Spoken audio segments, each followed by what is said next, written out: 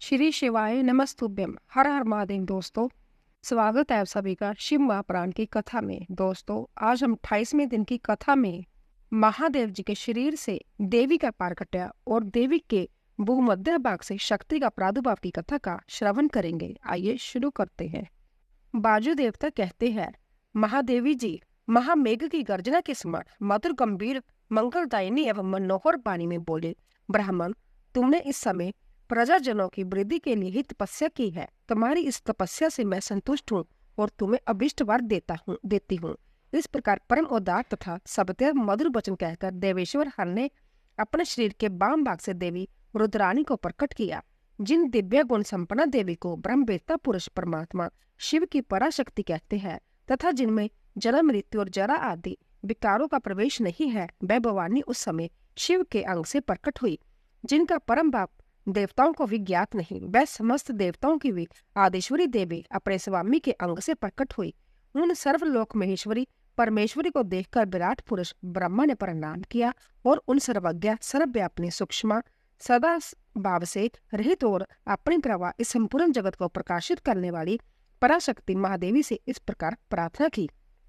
ब्रह्मा जी बोले, सर्व जगन्मयी देवी महादेव जी ने सबसे पहले मुझे उत्पन्न किया और प्रजा की सृष्टि के कार्य में लगाया। इनकी आज्ञा से मैं समस्त जगत की सृष्टि करता हूँ, किंतु देवी मेरे मानसिक संकल्प से रचे गए देवता आदि समस्त प्राणी बारंबार सृष्टि करने पर भी बढ़ नहीं रहे हैं। अंत अब मैं मैथिली सृष्टि करके ही अपनी सारी प्रजा को बढ़ाना चाहता हूँ। आपके पहले नारी कुल का प्रादुर्भाव नहीं हुआ था, इसीलिए नारी कुल की सृष्टि करने के लिए मुझ में शक्ति नहीं है। संपूर्ण शक्तियों का प्रादुर्भाव आपसे ही होता है। अंत्य स्वतंत्रता सबको सब प्रकार की शक्ति देने वाली आप वरदायिनी माया देवेश्वरी से ही प्रार्थना करता हूँ। संसार व्यय को दूर करने वाली सर्वव्यापिनी देवी, इस चराचर जगत की वृद्धि के लिए आप अपने एक अंश से मेरे पुत्र दक्ष की पुत्री हो जाए। ब्रह्मा जो ने ब्रह्मा के इस प्रकार जांचना करने पर देवी रुद्राणी ने अपने बाहों के मध्य भाग से अपने ही स्मरण कांतिमती एक शक्ति प्रकट की। उसे देखकर देवेश्वर हर ने हंसते हुए कहा, तुम तपस्या द्वारा ब्रह्मा जी की आराधना करके उनका मनोरथ पूर्ण करो। परमेश्वर शिव की इस आज्ञा को शिरोधार्य करके वह देवी ब्रह्मा जी की आप प्रार्थना के अनुसार दक्ष की पुत्री हो गई। इस प्रकार ब्रह्मा जी को ब्रह्मा रूपणी अनुपम शक्ति देकर देवी शिवा महादेव जी के शरीर में प्रविष्ट हो गई। फिर महादेव जी भी अंतर्धान हो गए। तभी से इस जगत के भीतर स्त्री जाति में भोग प्रतिष्ठ हुआ और मैथुन द्वारा प्रजा की सृष्टि का कार्य चलने लगा। मुनिवरों, इससे ब्रह्मा जी को भी आनंद और संतोष प्राप्त हुआ। देवी से शक्ति के प्रादुर्भाव का जैसा प्रसंग मैंने तुम्हें कह सुनाया, प्राणियों की सृष्टि के प्रसंग में इस विषय का वर्णन किया गया है। जहाँ पुण्य की वृद्धि करने वाला है, अंत्य अवश्य सुनने योग्य है। जो प्रतिदिन देवी से शक्ति के प्रादुर्भाव की इस कथा का कीर्तन करता है, उसे सब प्रकार का पुण्य प्राप्त होता है तथा वह शुभ लक्षण पुत्र पाता है। भगवान शिव का पार्वती तथा पार्षदों के साथ मंदराचल पर जाकर रहना। बाजू देवता कहते हैं, इस प्रकार महादेव जी से ही सनातन पराशक्ति को पाकर प्रजापति ब्रह्मा मैथुनी सृष्टि करने की इच्छा लेकर संभवी आधे शरीर से अवैधुत नारी और आधे शरीर से पुरुष हो गई। आधे शरीर से जो नारी उत्पन्न हुई थी वह उनसे शत्रुपा ही प्रकट हुई थी। ब्रह्मा जी ने अपने आधे पुरुष शरीर से विराट को उत्पन्न किया। वह विराट पुरुष ही स्वयंभू मनु कहलाते हैं। देवी शत्रुपा ने अंततः दुष्कर तपस्या करके अदीप्त जश वाले मनु को ही पति रूप में प्राप्त किया। इसके पश्चात मनु के वंश तथा दक्ष जग विध्वंस आदि के प्रसंग सुनाकर वाजु देवता ने यह बताया कि भगवान शंकर ने दक्ष तथा देवताओं के अपराध क्षमा कर दिए हैं। तदंतर ऋषि ने पूछा, प्रभु, आपने गरुड़ तथा देवी के साथ अंतर्धान होकर भगवान शिव कहाँ गए, कहाँ रहे और क्या करके विरत हुए? बाजुदेव बोले, महर्षियों, पर्वतों में श्रेष्ठ और विचित्र कंदराओं से सुशोभित जो परम सुंदर मंदराचल है, वही अपनी तपस्या के प्रभाव से देवादिदेव महादेव जी का प्रिय निवास स्थान हुआ। उसने पार्वती और शिव को अपने सिर पर ढोने के लिए बड़ा भारी तप किया था और दीर्घ काल तक के बाद उसे उनके चरण बंधों के स्पर्श का सुख प्राप्त हुआ। उस पर्वत के सौंदर्य का विस्तार पूर्वक वर्णन सहस्रों मुखों द्वारा 100 करोड़ों वर्षों में भी नहीं किया जा सकता। उसके सामने समस्त पर्वतों का सौंदर्य तुच्छ हो जाता है। इसीलिए महादेव जी ने देवी का प्रिय करने की इच्छा से उस अत्यंत रमणीय पर्वत को अपना अंत्यपुर बना लिया। इस सर्वश्रेष्ठ पर्वत का स्मरण करके रंभ्या आश्रम के समीप स्थित हुए अंबिका सहित भगवान त्रिलोचन वहां से अंतर्धान होकर चले गए। मंत्राचल के उद्यान में पहुंचकर देवी सहित पर महेश्वर वहां की रमणीय तथा दिव्य अंत्यपुर की भूमि में रमण करने लगे। जब इस तरह कुछ समय बीत गया और ब्रह्मा जी की मैथिली सृष्टि के द्वारा जब प्रजाएं बढ़ गई, तब शुंभ और निशुंभ नामक दो दैत्य उत्पन्न हुए। वे परस्पर बाई थे। उनके तपोबल से प्रभावित हो परमेष्टि ब्रह्मा ने उन दोनों बाइयों को यह वर दिया कि इस जगत के किसी भी पुरुष से तुम मारे नहीं जा सकोगे। उन दोनों ने ब्रह्मा जी से यह प्रार्थना की थी कि पार्वती देवी के अंश से उत्पन्न जो और जोनिजा कन्या उत्पन्न हुई है, जिसे पुरुष का स्पर्श तथा रति नहीं प्राप्त हुई, तो जो अलंघ्य पराक्रम से संपन्न हो, उसके प्रति काम भाव से पीड़ित होने पर हम युद्ध में उसी के हाथों मारे जाए। उनकी इस प्रार्थना पर ब्रह्मा जी ने तथास्तु कहकर स्वीकृति दे दी। तभी से युद्ध इंद्र आदि देवताओं को जीतकर उन दोनों ने जगत को अनीति पूर्वक वेदों के सब अध्याय और जग आदि से रहित कर दिया। तब ब्रह्मा ने उन दोनों के वध के लिए देवेश्वर शिव से प्रार्थना की, प्रभु आप एकांत में देवी की निंदा करके भी जैसे तैसे उन्हें क्रोध दिलाइए और उनकी रूप रंग की निंदा से उत्पन्न हुई काम भाव से रहित कुमारी स्वरूपा शक्ति को निशुंभ और शुंभ के वध के लिए देवताओं को अर्पित कीजिए। ब्रह्मा जी के इस तरह प्रार्थना करने पर भगवान नीललोहित रुद्र एकांत में पार्वती की निंदा से करते हुए मुस्कुराकर बोले, तुम तो काली हो। तब सुंदर बनने वाली देवी पार्वती अपने श्याम वर्ण के कारण आक्षेप सुनकर कुपित हो उठी और पतिदेव से मुस्कुराकर समाधान रहित वाणी द्वारा बोली। देवी ने कहा, प्रभु यदि मेरे इस काले रंग पर आपका प्रेम नहीं है तो इतने दीर्घ काल से अपनी शिक्षा का आप दमन क्यों करते रहे हैं? कोई स्त्री कितनी ही सर्वांग सुंदरी क्यों ना हो, यदि पति का उस पर अनुराग नहीं हुआ तो अन्य समस्त गुणों के साथ ही उसका जन्म लेना व्यर्थ हो जाता है। स्त्रियों की यह सृष्टि ही पति के भोग का प्रधान अंग है। यदि वह उससे वंचित हो गई तो इसका कहाँ उपयोग हो सकता है? इसीलिए आपने एकांत में जिसकी निंदा की है उस वर्ण को त्याग कर अब मैं दूसरा वर्ण ग्रहण करूंगी अथवा संभव ही मिट जाऊंगी। ऐसा कहकर देवी पार्वती शैया से उठकर खड़ी हो गई और तपस्या के लिए दृढ़ निश्चय करके गदगद कंठ से जाने के लिए आज्ञा मांगने लगी। इस प्रकार प्रेम भंग होने से व्यापित हो भूतनाथ भगवान शिव संभव भवानी को प्रणाम करते हुए ही बोले। भगवान शिव ने कहा, प्रिय मैंने क्रीड़ा जा मनोविनोद के लिए यह बात कही है। मेरी इस अभिप्राय को ना जानकर तुम कुपित क्यों हो गई हो? यदि तुम पर मेरा प्रेम नहीं होगा तो और किस पर हो सकता है? तुम इस जगत की माता हो और मैं पिता तथा अधिपति हूँ। फिर तुम पर मेरा प्रेम ना होना कैसे संभव हो सकता है? हम दोनों का वह प्रेम भी क्या कामदेव की प्रेरणा से हुआ है? कदापि नहीं, क्योंकि कामदेव की उत्पत्ति से पहले ही जगत की उत्पत्ति हुई है। कामदेव की सृष्टि तो मैंने साधारण लोगों की रति के लिए की है। कामदेव मुझे साधारण देवता के समान मानकर मेरा कुछ कुछ तिरस्कार करने लगा था। अंत मैंने उसे भस्म कर दिया। हम दोनों का यह लीला बिहार भी जगत की रक्षा के लिए ही है। अंत उसी के लिए आज मैंने तुम्हारे प्रति यह परिहास युक्त बात कही थी। मेरे इस कथन की सत्यता तुम पर शीघ्र ही प्रकट हो जाएगी। देवी ने कहा, भगवान पति के प्यार से वंचित होने पर जो नारी अपने प्राणों का भी परित्याग नहीं कर देती वह कुलांगना और शुभ लक्षणा होने पर भी सत्पुरुषों द्वारा निंदित ही समझी जाती है। मेरा शरीर गौरव वर्ण का नहीं है। इस बात को लेकर आपको बहुत खेद होता है, अन्यथा क्रीड़ा या परिहास में भी आपके द्वारा मुझे काली कुलुट्टी कहा जाना कैसे संभव हो सकता था? मेरा कालापन आपको प्रिय नहीं है, इसीलिए वह सत्पुरुषों द्वारा भी निंदित है। अंत तपस्या द्वारा इसका त्याग किए बिना अब मैं जहाँ रह ही नहीं सकती। शिव बोले, यदि आपने श्यामता को लेकर तुम्हें इस तरह संताप हो रहा है तो इसके लिए तपस्या करने की क्या आवश्यकता है? तुम मेरी जा अपनी इच्छा मात्र से ही दूसरे वर्ण से युक्त हो जाओ। देवी ने कहा, मैं आपसे अपने रंग का परिवर्तन नहीं चाहती, संभव ही इसे बदलने का संकल्प नहीं कर सकती। अब तो तपस्या द्वारा ही ब्रह्मा जी की आराधना करके ही मैं शीघ्र गोरी हो जाऊंगी। शिव बोले, महादेवी पूर्व काल में मेरी ही कृपा से ब्रह्मा को ब्रह्म पद की प्राप्ति हुई थी। अल्त्या तपस्या द्वारा उन्हें बुलाकर तुम क्या करोगी? देवी ने कहा, इसमें संदेह नहीं कि ब्रह्मा आदि समस्त देवताओं को आपस से ही उत्तम पद की प्राप्ति हुई है। तथापि आपकी आज्ञा पाकर मैं तपस्या द्वारा ब्रह्मा जी की आराधना करके ही अपना अभिष्ट सिद्ध करना चाहती हूँ। पूर्व काल में जब मैं सती के नाम से दक्ष की पुत्री हुई थी तब तपस्या द्वारा ही मैंने आप जगदीश्वर को पति के रूप में प्राप्त किया था। इसी प्रकार आज भी तपस्या द्वारा ब्राह्मण ब्रह्मा को संतुष्ट करने के मैं गोरी होना चाहती हूँ। ऐसा करने में जहाँ क्या दोष है यह बताइए। महादेव जी के ऐसा कहने पर वामदेव मुस्कुराते हुए से चुप रह गए। देवताओं का कार्य सिद्ध करने की इच्छा से उन्होंने देवी को रोकने के लिए हठ नहीं किया। बाजुदेव कहते हैं, महर्षियों, तदंतर पतिव्रता माता पार्वती पति की परिक्रमा करके उनके वियोग से होने वाले दुख को किसी तरह रोककर हिमालय पर्वत पर चली गई। उन्होंने पहले सखियों के साथ जिस स्थान पर तप किया था उस स्थान से उनका प्रेम हो गया था। अंत फिर उसी को उन्होंने तपस्या के लिए चुना। तदंतर माता पिता के घर जा उनका दर्शन और प्रणाम करके उन्हें सब समाचार बताकर उनकी आज्ञा ले उन्होंने सारे आभूषण उतार दिए और फिर तपोवन में जा स्नान के पश्चात तपस्वी का परम पावन वेश धारण करके अंततः तीव्र एवं परम दुष्कर तपस्या करने का संकल्प लिया।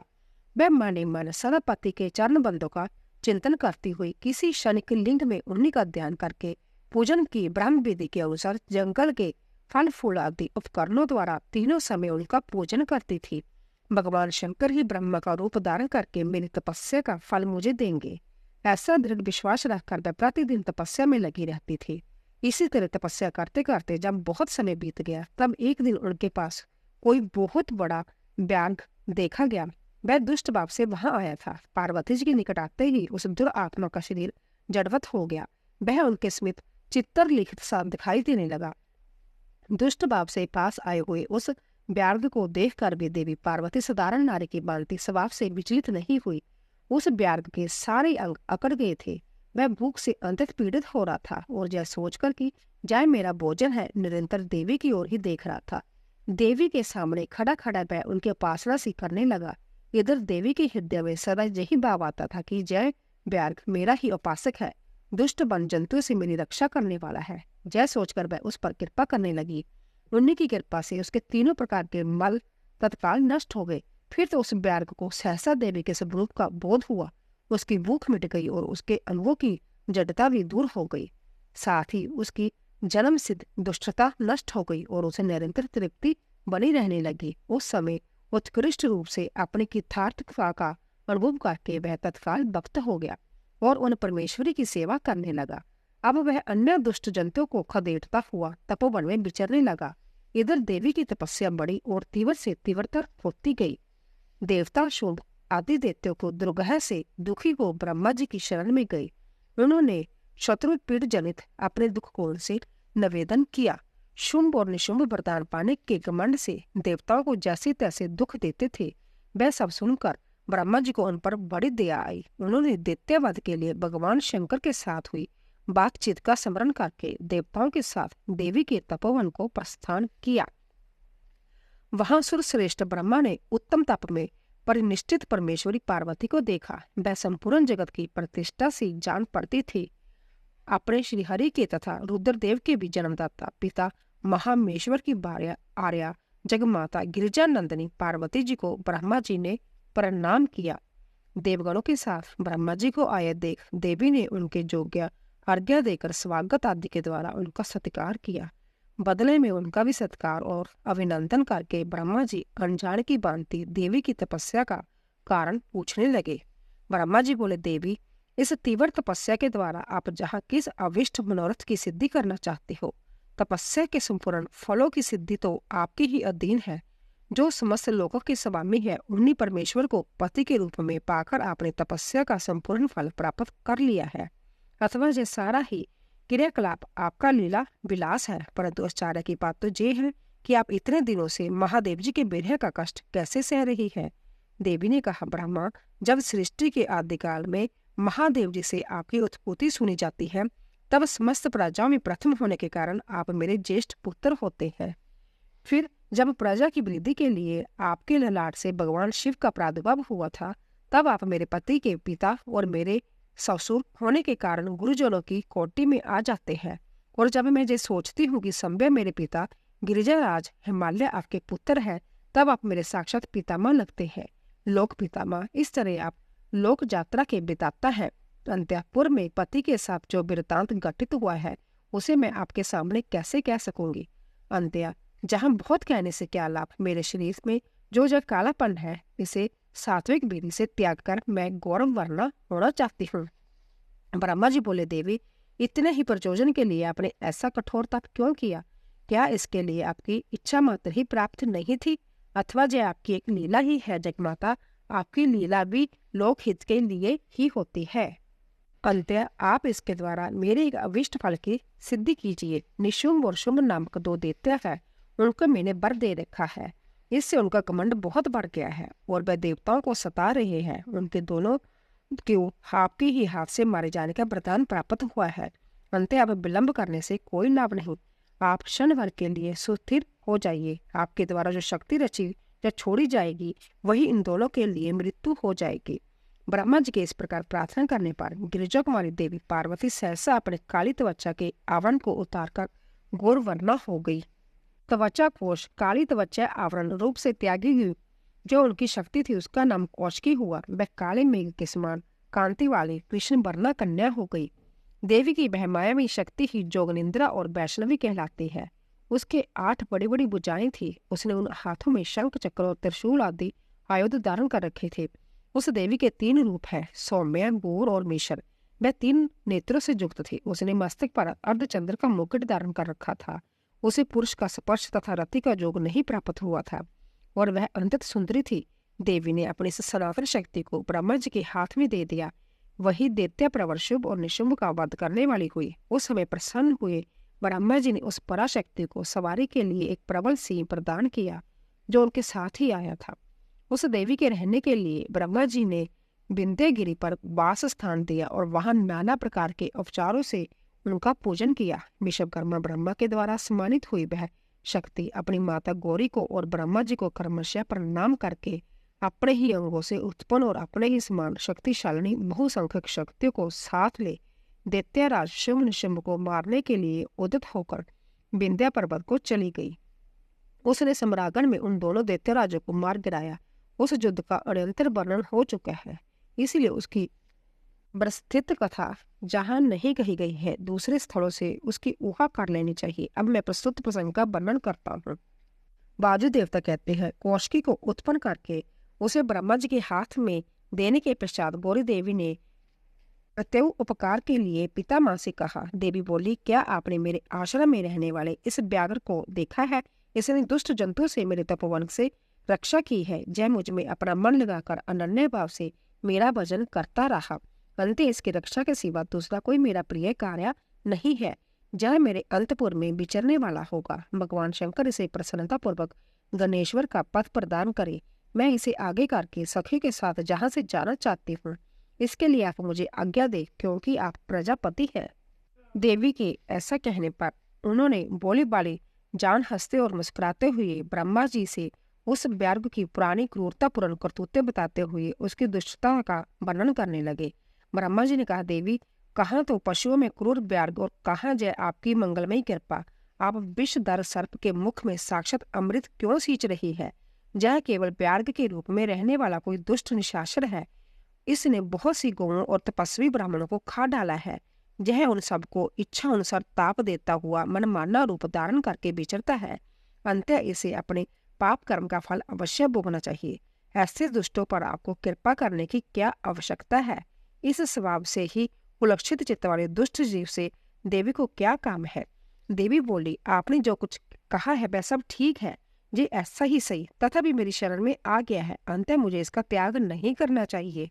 ब्रह्मा जी ने कहा, देवी, इसकी आपके प्रति भक्ति है। इस बात को जाने बिना ही मैंने आपके समक्ष इसके पूर्व चरित्र का वर्णन किया है। यदि इसके भीतर भक्ति है तो पहले के पापों से इसका क्या बिगड़ने वाला है? क्योंकि आपके भक्त का कभी नाश नहीं होता। जो आपकी आज्ञा का पालन नहीं करता वह पुण्य कर्मा होकर भी क्या करेगा? देवी, आप ही अजन्मा, बुद्धिमती, पुरातन शक्ति और परमेश्वरी हैं। सबके बंध और मोक्ष की व्यवस्था आपकी अधीन है। आपके सिवा पराशक्ति कौन है? आपके बिना किसी को कर्म जनित सिद्धि प्राप्त हो सकती है? आप ही असंख्य रुद्रों की विविध शक्ति है। शक्ति रहित कर्ता काम करने में कौन सी सफलता प्राप्त करेगा? भगवान विष्णु को मुझको तथा अन्य देवता, दानव और राक्षसों को उन ऐश्वर्य की प्राप्ति कराने के लिए आपकी आज्ञा ही कारण है। असंख्य ब्रह्मा, विष्णु तथा रुद्र जो आपकी आज्ञा का पालन करने वाले हैं, बीत चुके हैं और भविष्य में भी होंगे। देवेश्वरी, आपकी आराधना किए बिना हम सब श्रेष्ठ देवता विधर्म आदि चारों पुरुषार्थों की प्राप्ति नहीं कर सकते। आपके संकल्प से ब्रह्म तत्व और स्थावर तत्व तत्काल फेर बदल भी हो जाता है। अर्थात ब्रह्म स्थावर वृक्ष आदि हो जाता है और स्थावर ब्रह्मा, क्योंकि पुण्य और पाप के फलों की व्यवस्था आपने ही की है। आप ही जगत के स्वामी परमात्मा शिव की अनादि अमध्य और अनंत आदि सनातन शक्ति है। आप संपूर्ण लोक यात्रा के निर्वाह करने के लिए किसी अद्भुत मूर्ति में आविष्ट हो जाना प्रकार के भावों से क्रीड़ा करती है। भला आपको ठीक ठीक कौन जानता है। अंतजय पापाचारी प्यारक भी आज आपकी कृपा से परम सिद्धि प्राप्त करे, इसमें कौन बाधक हो सकता है। इस प्रकार उनके पास परम तत्व का स्मरण कराकर ब्रह्मा जी ने जब उचित प्रार्थना की, तब गौरी देवी तपस्या से निर्वृत्त हुई। तदंतर देवी की आज्ञा लेकर ब्रह्मा जी अंतर्धान हो गए। फिर देवी ने अपने वियोग को ना सह सकने वाले माता पिता मैना और हिमवान के दर्शन करके उन्हें प्रणाम किया तथा उन्हें नाना प्रकार से आश्वासन दिया। इसके बाद देवी ने तपस्या के प्रेमी तपोवन के वृक्षों को देखा। वह उनके सामने फूलों की वर्षा कर रहे थे। ऐसा जान पड़ता था कि मानो उनसे होने वाले वियोग के शोक से पीड़ित हो वह आंसू बरसा रहे हो। अपनी शाखाओं पर बैठे हुए बेगहम्बों के कलवरों के ब्याज से मानो वह व्याकुलता पूर्वक नाना प्रकार से दीनता पूर्वक विलाप कर रहे थे। तदंतर पति के दर्शन के लिए उतावली हो उस ब्यार्क को ओर से पुत्र की भांति स्नेह से आगे करके सखियों से बातचीत करती हुई देह की दिव्य प्रभा से 10 दिशाओं को उद्दीपित करती हुई गौरी देवी मंदराचल को चली गई, जहाँ संपूर्ण जगत के आधार पालक और सहारक पतिदेव महेश्वर विराजमान थे। ऋषियों ने पूछा, अपने शरीर को दिव्य गौर वर्ण से युक्त बनाकर गिरिजा कुमारी देवी पार्वती ने जब मंदराचल प्रदेश में प्रवेश किया, तब वह अपने पति से किस प्रकार मिली। प्रवेश काल में उनके भवन द्वार पर रहने वाले गणेश्वरों ने क्या किया तथा महादेव जी ने भी उन्हें देखकर उस समय उनके साथ कैसा बर्ताव किया। वायुदेवता ने कहा, जिस प्रेम गर्भित रस के द्वारा अनुरागी पुरुषों के मन का हरण हो जाता है, उस परम रस का ठीक ठीक वर्णन करना असंभव है। द्वार पर बड़ी उतावली से राह देखते थे। उनके साथ ही महादेव जी भी देवी के आगमन के लिए उत्सुक थे। जब वह भवन में प्रवेश करने लगी, तब शौकित हो उन प्रेम जनित भावों से वह उनकी ओर देखने लगे। देवी भी उनकी ओर उन्हीं भावों से देख रही थी। उस समय उस भवन में रहने वाले श्रेष्ठ पार्षदों ने देवी की वंदना की। फिर देवी ने विनय युक्त वाणी द्वारा भगवान त्रिलोचन को प्रणाम किया। मैं प्रणाम करके अभी उठने भी नहीं पाई थी कि परमेश्वर ने उन्हें दोनों हाथों से पकड़कर बड़े आनंद के साथ हृदय से लगा लिया। फिर मुस्कुराते हुए वह एकटक नेत्रों से उनके मुख चंद्र की सुधा का पान साफ करने लगे। फिर उनसे बातचीत करने के लिए उन्होंने पहले अपनी ओर से वार्तालाप आरंभ किया। देवादिदेव महादेव जी बोले, स्वर्ग सुंदरी प्रिय, क्या तुम्हारी वह मनोदशा दूर हो गई जिसके रहते तुम्हारे क्रोध के कारण मुझे अनन्य विनय का कोई भी उपाय नहीं सूझता था। यदि साधारण लोगों की भांति हम दोनों में भी एक दूसरे के अप्रिय का कारण विद्यमान है, तब तो इस चराचर जगत का नाश हुआ ही समझना चाहिए। मैं अग्नि के मस्तक पर स्थित हूँ और तुम सोम के। हम दोनों से ही यह अग्नि सोम तक जगत प्रतिष्ठ है। जगत के हित के लिए स्वेच्छा से शरीर धारण करके विचरने वाले हम दोनों के वियोग में यह जगत निराधार हो जाएगा। इसमें शास्त्र और युक्ति से निश्चित किया हुआ दूसरा हेतु भी है। जैसे स्थावर जंगम रूप जगत वाणी और अर्थमय ही है। तुम साक्षात वाणी में अमृत हो और मैं अर्थ में परम उत्तम अमृत हूँ। यह दोनों अमृत एक दूसरे से भिन्न कैसे हो सकते हैं। तुम मेरे स्वरूप का बोध कराने वाली विद्या हो और मैं तुम्हारे दिए हुए विश्वास पूर्ण बोध से जानने योग्य परमात्मा हूँ। हम दोनों कर्मशः विद्या आत्मा और वेद आत्मा है। फिर हम में वियोग होना कैसा संभव है। मैं अपने प्रयत्न से जगत की सृष्टि और सहार नहीं करता। एकमात्र आज्ञा से ही सबकी सृष्टि और सहार उपलब्ध होते हैं। मैं अंत्यत गौरवपूर्ण आज्ञा तुम ही हो। ऐश्वर्य का एकमात्र सार आज्ञा शासन है, क्योंकि वही स्वतंत्रता का लक्षण है। आज्ञा से वियुक्त होने पर मेरा ऐश्वर्य कैसा होगा। हम लोगों का एक दूसरे से विलग होकर रहना कभी संभव नहीं। देवताओं के कार्य की सिद्धि के उद्देश्य से ही मैंने उस समय उस दिन लीला पूर्वक व्यंग वचन कहा था। तुम्हें भी तो यह बात अज्ञात नहीं थी, फिर तुम कुपित कैसे हो गई। अंत्य यही कहना पड़ता है कि तुमने मुझ पर भी जो क्रोध किया है वह त्रिलोकी की रक्षा के लिए ही था, क्योंकि तुम में ऐसी कोई बात नहीं है जो जगत के प्राणियों का अनर्थ करने वाली हो। इस प्रकार प्रिय वचन बोलने वाली साक्षात परमेश्वर शिव के प्रति श्रृंगार रस के सारभूत भावों को प्राकृतिक जन्मभूमि देवी पार्वती अपने पति की कही हुई जय मनोहर बात सुनकर इसे सत्य जान मुस्कुरा कर रह गई।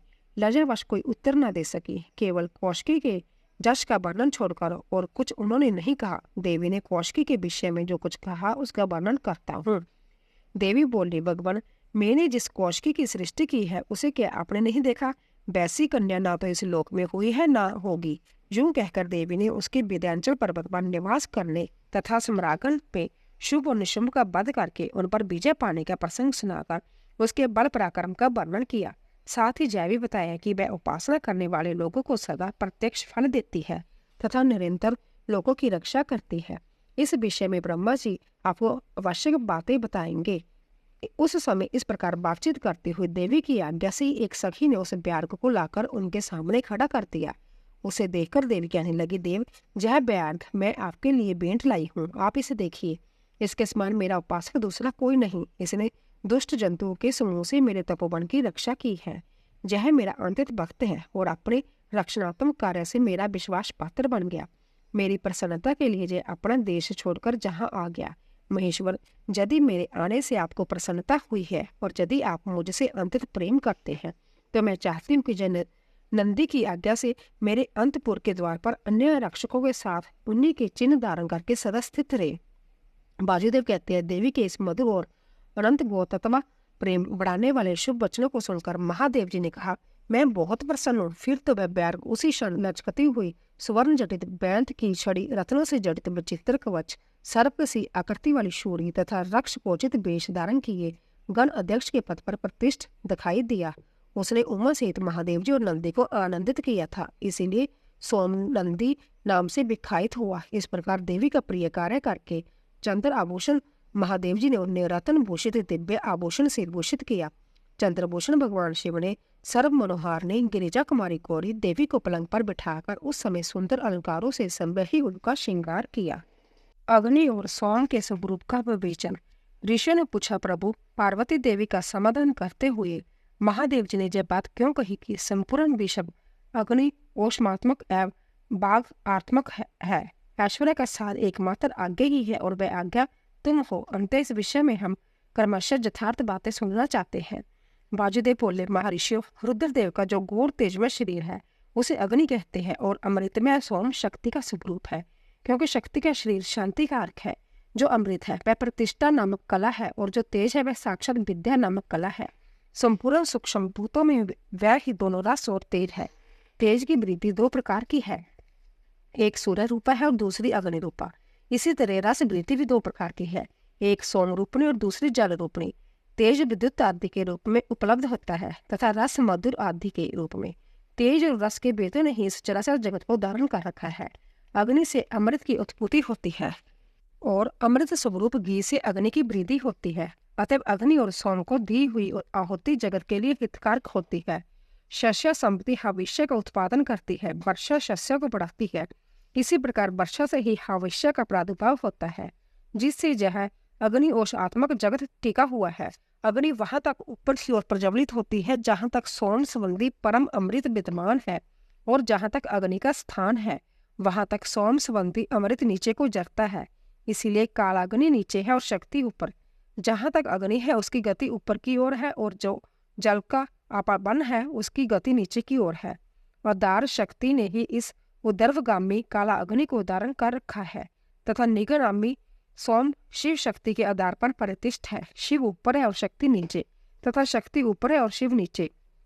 इस प्रकार शिव और शक्ति ने जहाँ सब कुछ व्याप्त कर रखा है, बारंबार अग्नि द्वारा जलाया हुआ जगत भस्मात हो जाता है, और जो अग्नि का वीर्य है भस्म को ही अग्नि का वीर्य कहते हैं। जो इस प्रकार भस्म के श्रेष्ठ स्वरूप को जानकर अग्नि इत्यादि मंत्रों द्वारा भस्म से स्नान करता है, वह बंधा हुआ जीव पाश से मुक्त हो जाता है। अग्नि के वीर्य रूप भस्म को सोम ने अजोग जुक्ति के द्वारा फिर अपलंबित किया, इसीलिए वह प्रकृति के अधिकार के में चला गया। यदि जोग जुक्ति से शक्त अमृत वर्षा के द्वारा उस भस्म का सब और अपलावन हो तो वह प्रकृति के अधिकारियों को निर्वृत्त कर देता है। अंत्य इस तरह का अमृत पान सदा मृत्यु पर विजय पाने के लिए ही होता है। शिव अग्नि के साथ शक्ति संबंधी अमृत का स्पर्श होने पर जिसने अमृत का अपलावन प्राप्त कर लिया है उसकी मृत्यु कैसे हो सकती है। जो अग्नि के इस गुप्त स्वरूप को तथा पूर्वोक्त अमृत पान को ठीक ठीक जानता है वह अग्नि ओषात्मक जगत को त्याग कर फिर जहां जन्म नहीं लेता।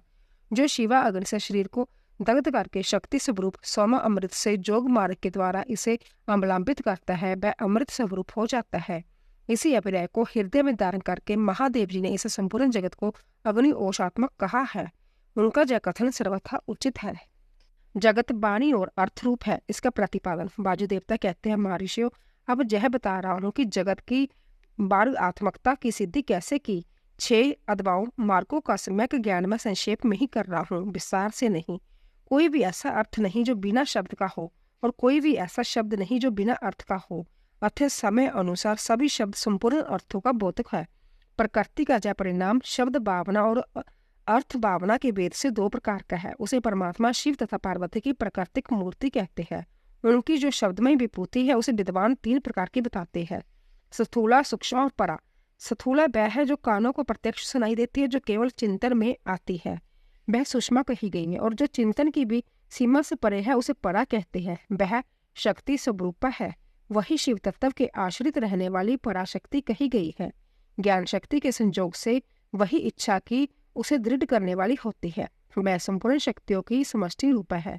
वह शक्ति तत्व के नाम से विखायित हो समस्त कार्य समूह की मूल प्रकृति मानी गई है। उसी को कुंडलनी कहा जा गया है। वही विशुद्ध ध्वजा परम माया है। वह सबत्या रूप विपाग रहित होती हुई 6 मार्गों के रूप में विस्तार को प्राप्त होती है। उन 6 मार्गों में से 3 तो शब्द रूप है और 3 अर्थ रूप बताई गई है। सभी पुरुषों को आत्म शुद्धि के अनुरूप संपूर्ण तत्वों के विपाग से लय और भोग के अधिकार प्राप्त होते हैं। वह संपूर्ण तत्व कलाओं द्वारा जथा योग्य प्राप्त है। पराश प्रकृति के जो आदि में 5 प्रकार के परिणाम होते हैं वह ही निर्वृत्ति आदि कलाएं हैं।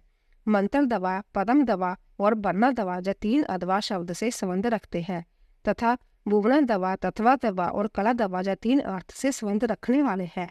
इन सब में भी परस्पर व्यापक भाव बताया गया है। संपूर्ण मंत्र पदों से व्याप्त है क्योंकि वे वाक्य रूप है। संपूर्ण पद भी वर्णों से व्याप्त है क्योंकि विद्वान पुरुष वर्णों के समूह को ही पद कहते हैं। वह वर्ण भी भुवनों से व्याप्त है क्योंकि उन्हीं में उनकी उपलब्धि होती है। भुवन भी तत्वों के समूह द्वारा बाहर भीतर से व्याप्त है क्योंकि उनकी उत्पत्ति तत्वों से हुई है। उन कारणभूत तत्वों से ही उनका आरंभ हुआ है। अनेक भुवन उनके अंदर से ही प्रकट हुए हैं। उनमें से कुछ तो पुराणों में प्रसिद्ध है। अन्य भुवनों का ज्ञान शिव संबंधी आगम से प्राप्त करना चाहिए। कुछ तत्व सांख्य और योग शास्त्रों में भी प्रसिद्ध है। शिव शास्त्रों में प्रसिद्ध तथा दूसरे भी जो तत्व है वह सब के सब कलाओं द्वारा जथा योग्य व्याप्त है। परा प्रकृति जो आदि काल में 5 परिणाम हुए वह ही निर्वृत्ति आदि कलाएं हैं। वे 5 कलाएं उत्तरोत्तर तत्वों से व्याप्त है। अंत्य पराशक्ति सर्वत्र व्यापक है। वह विपाग रहित होकर भी 6 अदवाओं के रूप में विभक्त है। शक्ति से लेकर पृथ्वी तत्व पर्यंत संपूर्ण तत्वों का प्रादुर्भाव शिव तत्व से ही हुआ है। अंत्य जैसे गड़े आदि मिट्टी से व्याप्त है उसी प्रकार वह सारे तत्व एकमात्र शिव से ही व्याप्त है। जो 6 अदवाओं से प्राप्त होने वाला है वही शिव का परम धाम है। 5 तत्वों के शोधन से व्यापिका और अव्यापिका शक्ति जानी जाती है। निर्वृत्ति कला के द्वारा रुद्र लोक पर्यंत ब्रह्मांड की स्थिति का शोधन होता है। प्रतिष्ठा कला द्वारा उससे भी ऊपर जहाँ तक अव्यक्त की सीमा है वहां तक की शोध की जाती है। मध्यवर्ती विद्या कला द्वारा भी उससे भी ऊपर विदेश्वर पर्यंत स्थान का शोधन होता है। शांति कला द्वारा उससे भी ऊपर के स्थान का तथा शांतिता कला के द्वारा अथवा के अनंत का शोधन हो जाता है। उसी को परम व्योम कहा गया है। जब 5 तत्व बताए गए हैं जिनसे संपूर्ण जगत व्याप्त है, वही साधकों को यह सब कुछ देखना चाहिए। जो अथवा को व्याप्ति को ना जानकर शोधन करना चाहता है वह शुद्धि से वंचित रह जाता है, उसके फल को नहीं पा सकता। उसका सारा परिश्रम व्यर्थ केवल नरक की ही प्राप्ति कराने वाला होता है। शक्तिपात का संयोग हुए बिना तत्वों का ठीक ठीक ज्ञान नहीं हो सकता। उनकी व्याप्ति और वृद्धि का ज्ञान भी असंभव है। शिव की जो चित्त स्वरूपा परमेश्वरी पराशक्ति है वही आज्ञा है। उस कारण रूपा आज्ञा के संयोग से ही शिव संपूर्ण शिव की अधिष्ठाता है। विचार दृष्टि से देखा जाए तो आत्मा में कभी विकार नहीं होता। यही विकार की प्रतीति माया मात्र है। ना तो बंधन है, ना उस बंधन से छुटकारा दिलाने वाली कोई मुक्ति है। शिव की जो अव्यवचारिणी पराशक्ति है वह संपूर्ण ऐश्वर्य की पराकाष्ठा है। वही संपूर्ण ऐश्वर्य की पराकाष्ठा है। वही उन्हीं के समान धर्म वाली है और विशेषतः उनके उन विलक्षण भावों से युक्त है। उसी शक्ति के साथ शिव ग्रस्त बने हुए है और वह भी सदा उन शिव के साथ उनकी गृहिणी बनकर रहती है। जो प्रकृति जन्य जगत रूप कार्य है वही उन शिव दंपति की संतान है। शिव करता है और शक्ति कारण यही उन दोनों का भेद है। वास्तव में एकमात्र साक्षात शिव ही दो रूपों में स्थित है। कुछ लोगों का कहना है कि स्त्री और पुरुष में ही उनका भेद है। अन्य लोग कहते हैं कि पराशक्ति शिव में नित्य समवेत है। जैसे प्रभा सूर्य से भिन्न नहीं, उसी प्रकार चित्त स्वरूपणी पराशक्ति शिव से अभिन्न है। यही सिद्धांत है। अंत शिव परम कारण है, उनकी आज्ञा ही परमेश्वरी है। उसी से प्रेरित होकर शिव की अविनाशी मूल प्रकृति कार्यभेद से महामाया, माया और त्रिगुणात्मक प्रकृति इन तीन रूपों में स्थित हो 6 अदवाओं को प्रकट करती है। वह 6 प्रकार का अदवा बागधर्मय है, वही संपूर्ण जगत के रूप स्थित है। सभी शास्त्र समूह इसी भाव का विस्तार से प्रतिपादन करते हैं। तदंतर ऋषियों ने कई कारण दिखाकर पूछा, वासुदेव, यदि शिव सदा शांत भाव से रहकर ही सब पर अनुग्रह करते तो सबकी अभिलाषाओं को एक साथ ही पूर्ण क्यों नहीं कर देते? जो सब कुछ करने में समर्थ होगा वह सबको एक साथ ही बंधन मुक्त क्यों नहीं कर सकेगा? यदि कहे अनादिकाल से चले आने वाले सबके विचित्र कर्म अलग अलग है तो अंत्य सबको एक समान फल नहीं मिल सकता, तो यह ठीक नहीं, क्योंकि कर्मों की विचित्रता भी जहाँ नियमक नहीं हो सकती। कारण है कि वह कर्म भी ईश्वर के कराने से ही होते हैं। इस विषय में बहुत कहने से क्या लाभ। उपयुक्त रूप से विपिन युक्तियों द्वारा फैलाई गई नास्तिकता जिस प्रकार से शीघ्र ही निर्वृत्त हो जाए वैसा उपदेश कीजिए।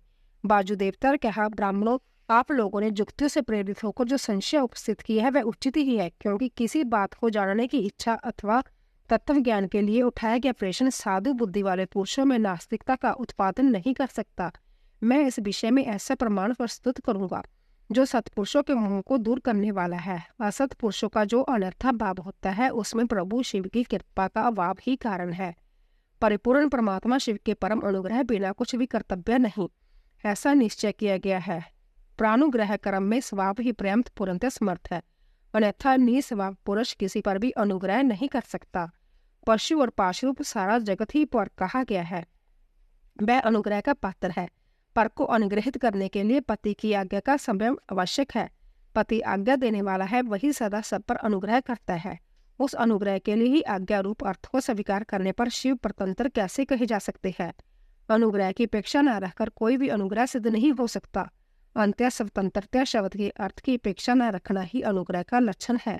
जो अनुग्रह है वह परतंत्र माना जाता है, क्योंकि पति के अनुग्रह के बिना उसे भोग और मोक्ष की प्राप्ति नहीं होती। जब मृत्यु आत्मा वह भी अनुग्रह के पात्र है, क्योंकि उनसे भी शिव की आज्ञा की निवृत्ति नहीं होती। वह भी शिव की आज्ञा से बाहर नहीं है। जहाँ कोई ऐसी वस्तु नहीं है जो शिव की आज्ञा के अधीन ना हो। सकल सुगुण या साकार होने पर भी जिसके द्वारा हमें निष्कल निर्गुण या निराकार शिव की प्राप्ति होती है, उस मूर्ति या लिंग के रूप में साक्षात शिव ही विराज रहे हैं। वह शिव की मूर्ति है। जय बात तो उपचार से कही जाती है। जो साक्षात निष्कल तथा परम कारुण रूप शिव है वह किसी के द्वारा भी साकार अनुभव से उपलक्षित नहीं होते। ऐसी बात नहीं है। यह प्रमाण गम्य होना उनके स्वभाव का उपादक नहीं है। प्रमाण अथवा प्रतीक मात्र से अपेक्षा बुद्धि का उदय नहीं होता। वह परम तत्व के उपलक्षण मात्र है। इसके सिवा उनका और कोई अभिप्राय नहीं है। कोई ना कोई मूर्ति ही आत्मा का साक्षात उपलक्षण होती है। शिव की मूर्ति है, इस कथन का अभिप्राय ये है कि उस मूर्ति के रूप में परम शिव विराजमान है। मूर्ति उनका उपलक्षण है। जैसे काष्ठ आदि आलंबन का आश्रय लिए बिना केवल अग्नि का ही उपलब्ध नहीं होती, उसी प्रकार शिव भी मूर्ति आत्मा में आरूढ़ हुए बिना उपलब्ध नहीं होते। यही वस्तु स्थिति है। जैसे किसी से यह कहने पर कि तुम आग ले आओ, उसके द्वारा जलती हुई लकड़ी आदि के सिवा साक्षात अग्नि नहीं लाई जाती, उसी प्रकार शिव का पूजन भी मूर्ति रूप में भी हो सकता है, अन्यथा नहीं। इसलिए पूजा आदि में मृत्यु आत्मा की परिकल्पना होती है, क्योंकि मृत्यु आत्मा के प्रति जो कुछ किया जाता है वह साक्षात शिव के प्रति किया गया ही माना जाता है। लिंग आदि में विशेषतया अर्चग्रह में जो पूजन कृत्य होता है वह भगवान शिव का ही पूजन है। उन मूर्ति के रूप में शिव की भावना करके हम लोग शिव की उपासना करते हैं। जैसे परमेष्टि शिव मृत्यु आत्मा पर अनुग्रह करते हैं, उसी प्रकार मृत्यु आत्मा में स्थित शिव हम पशुओं पर अनुग्रह करते हैं। परमेष्टि शिव ने लोगों पर अनुग्रह करने के लिए ही सदाशिव आदि संपूर्ण मृत्यु आत्माओं का आदिष्ट अपनी आज्ञा में रहकर अनुग्रहित किया है। भगवान शिव सब पर अनुग्रह ही करते हैं, किसी का निग्रह नहीं करते, क्योंकि निग्रह करने वाले लोगों में जो दोष होते हैं वह शिव में असंभव है। ब्रह्म आदि के प्रति जो निग्रह देखे गए हैं वह भी श्रीकंठ मूर्ति शिव के द्वारा लोकहित के लिए ही किए गए हैं। विद्वानों की दृष्टि में निग्रह भी स्वरूप से दूषित नहीं है। जब वह राग देश प्रेरित होकर किया जाता है तब निंदनीय माना जाता है। इसीलिए दंडनीय अपराधियों को राजाओं की ओर से मिले हुए दंड की प्रशंसा की जाती है। यदि साधु की रक्षा करनी है तो असाधु का निवारण करना ही होगा। पहले साम आदि 3 उपायों से असाधु के निवारण का प्रयत्न किया जाता है। यदि यह प्रयत्न सफल नहीं हुआ तो अंत में चौथे उपाय दंड का ही आश्रय ली जाता है। यह दंडत अनुशासन लोकहित के लिए ही किया जाना चाहिए। यही उसके औचित्य के परिलक्षित कराता है। यदि अनुशासन इसके विपरीत हो तो उसे अहितकर कहते हैं। जो सदा हित में ही लगे रहने वाले हैं उन्हें ईश्वर का दृष्टांत अपने सामने रखना चाहिए। ईश्वर केवल दुष्टों को ही दंड देते हैं, इसीलिए निर्दोष कहे जाते हैं। अंततः जो दुष्टों को ही दंड देता है वह उस निग्रह कर्म को लेकर सत्पुरुषों द्वारा लांछित कैसे किया जा सकता है। लोक में जहाँ कहीं भी निग्रह होता है वह यदि विदेश पूर्वक ना हो तो तभी श्रेष्ठ माना जाता है। जो पिता पुत्र को दंड देकर उसे अधिक शिक्षित बनाता है वह उससे द्वेष नहीं करता। शिव की आज्ञा का पालन ही हित है और जो हित है वही उनका अनुग्रह है। अतः सबको हित में नियुक्त करने वाले शिव सब पर अनुग्रह करने वाले कहे गए हैं।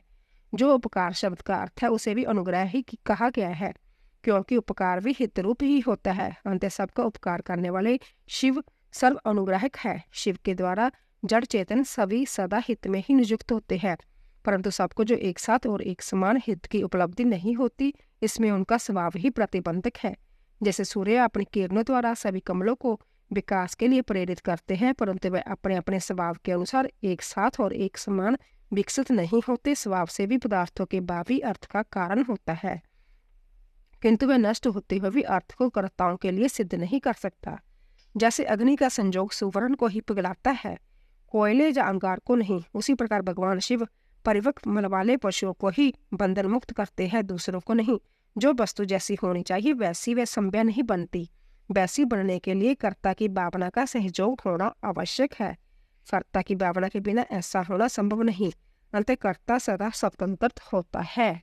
सब पर अनुग्रह करने वाले शिव जिस तरह स्वभाव से ही निर्मल है, उसी तरह जीव संज्ञा धारण करने वाली आत्माएं संपत्तियां मलिन होती है। यदि ऐसी बात न होती तो वह जीव क्यों नियम पूर्वक संसार में भटकते और शिव क्यों संसार बंधन से परे रहते। विद्वान पुरुष कर्म और माया के बंधन को ही जीव का संसार कहते हैं। यह बंधन जीव को ही प्राप्त होता है, शिव को नहीं। इसमें कारण है कि जीव का स्वाभाविक मल, वह कारणभूत मल जीवों का अपना स्वभाव ही है, आंगुतक नहीं। यदि आंगुतक होता तो किसी को भी किसी भी कारण से बंधन प्राप्त नहीं हो जाता।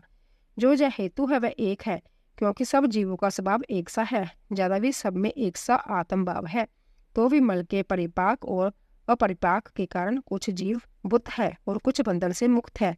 बुद्ध जीवों में भी कुछ लोग ले और भोग के अधिकार के अनुसार उत्कृष्ट और निष्कृष्ट होकर ज्ञान और ऐश्वर्य आदि की विषमता को प्राप्त होते हैं, अर्थात कुछ लोग अधिक ज्ञान और ऐश्वर्य से युक्त होते हैं तथा कुछ लोग कम। कोई मृत्यु आत्मा होते हैं और कोई साक्षात शिव के समीप विचरने वाले होते हैं।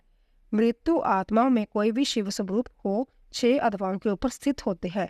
कोई अधवाओं के मध्य मार्ग में महेश्वर होकर रहते हैं और कोई निम्न भाग में रुद्र रूप में स्थित होते हैं।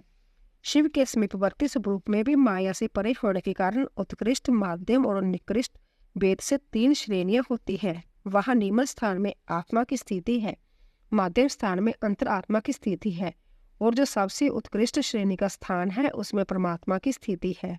यही क्रमशः ब्रह्मा, विष्णु और महेश्वर कहलाते हैं। कोई वसु जीव परमात्मा पद का आश्रय लेने वाले होते हैं, कोई अंतर आत्मा पद पर और आत्मा पद पर प्रतिष्ठित होते हैं। भगवान शिव तो अनायासी समस्त पशुओं को बंधन से मुक्त करने में समर्थ है, फिर वह उन्हें बंधन में डाले रखकर क्यों दुख देते हैं। यहाँ ऐसा विचार या संदेह नहीं करना चाहिए, क्योंकि सारा संसार दुख रूप ही है। ऐसा विचारवानों का निश्चित सिद्धांत है। जो सबत्या दुखमय है वह दुखरहित कैसे हो सकता है, स्वभाव से उल्ट फेर नहीं हो सकता। वैद्य की दवा से रोग अरोग नहीं होता, वह रोग पीड़ित मनुष्य का अपने दवा से सुखपूर्वक उद्धार कर देता है। इसी प्रकार जो सभ्यता मलिन और स्वभाव से ही दुखी है, उन पशुओं को अपनी आज्ञा रूपी औषधि देकर शिव दुख से छुड़ा देते हैं। रोग होने में वैद्य कारण नहीं है, परंतु संसार की उत्पत्ति में शिव कारण है। अंतः रोग और वैद्य के दृष्टांत से शिव और संसार के दृष्टांत में समानता नहीं है, इसीलिए इसके द्वारा शिव पर दोषारोपण नहीं किया जा सकता। जब दुख स्वभाव सिद्ध है तब शिव उसके कारण कैसे हो सकते हैं। जीवों में जो स्वाभाविक मल है वही उन्हें संसार के चक्कर में डालता है। संसार का कारणभूत जो मल है, अचेतन माया आदि है, वह शिव का सानिध्य प्राप्त किए बिना संभव चेष्टाशील नहीं हो सकता। जैसे चुंबक मणि लोहे का सानिध्य पाकर ही उपकारक होता है, लोहे को खींचता है, उसी प्रकार शिव भी जड़ माया आदि का सानिध्य पाकर ही उसके उपकारक होते हैं, उसे श्रेष्ठ बनाते हैं।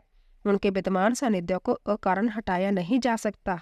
अंत्य जगत के लिए जो सदा अज्ञात है वह शिव ही इसके अधिष्ठाता है। शिव के बिना जहाँ कोई भी चेष्टाशील नहीं होता, उनकी आज्ञा के बिना एक पत्ता भी नहीं हिलता। उनसे प्रेरित होकर ही जहाँ सारा जगत विभिन्न प्रकार की चेष्टाएं करता है, तथापि वह शिव कभी मोहित नहीं होते।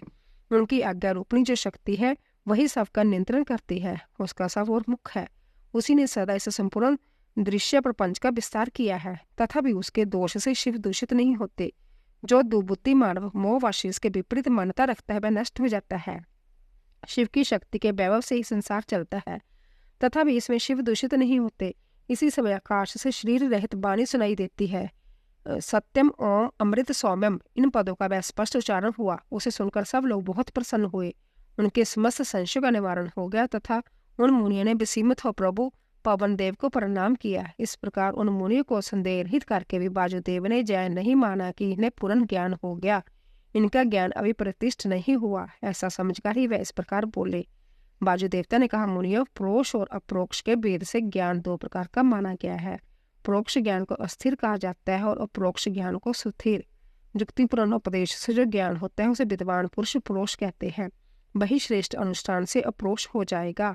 अप्रोक्ष ज्ञान के बिना मोक्ष नहीं होता। ऐसा निश्चय करके तुम लोग आलस्य रहित हो श्रेष्ठ अनुष्ठान की सिद्धि के लिए प्रयत्न करो।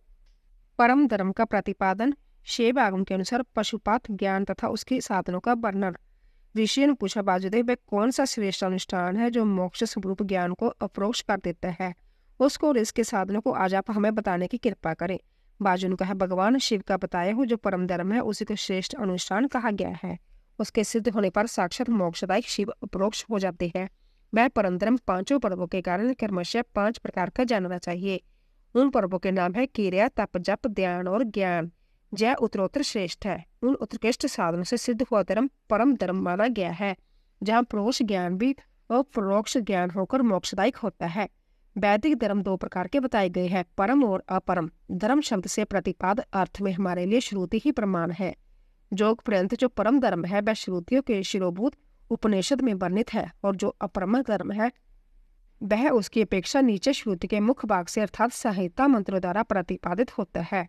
जिसमें पशु जीवों का अधिकार नहीं है वह वेदांत वर्णित धर्म परम धर्म माना गया है। उससे भिन्न जो जग जगादि है उसमें सबका अधिकार होने से वह साधारण या अपरम धर्म कहलाता है। जो अपरम धर्म है वही परम धर्म का साधन है। धर्मशास्त्र आदि के द्वारा उसका सम्यक रूप से विस्तार पूर्वक सांगोपांग निरूपण हुआ है।